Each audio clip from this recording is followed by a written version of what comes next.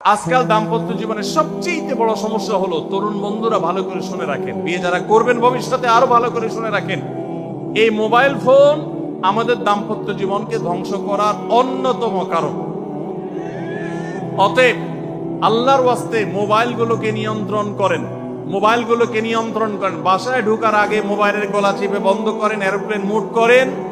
ফ্যামিলিকে একান্তে কিছু সময় দেন। সারাক্ষণ খাচ্ছেন মোবাইল টিপতে টিপতে, ওই যে কৌতুক আছে না, যে মোবাইল টিপতে টিপতে খাচ্ছে, খায়া ডাইল মনে করে পানি ঢেলে নিছে পাতে। খাওয়ার সময় এবার চিন্তা করতে বলতেছে যে কি দিয়ে রান্না করছো, লবণ দাও না ডাইলে, আসলে ঢেলে নিছে কি পানি। তো মোবাইল টিপতে টিপতে যদি মানুষ সংসারে স্বামী স্ত্রী একে অন্যের সাথে সময় কাটায়, তাহলে দাম্পত্য জীবনে অশান্তি নিশ্চিত।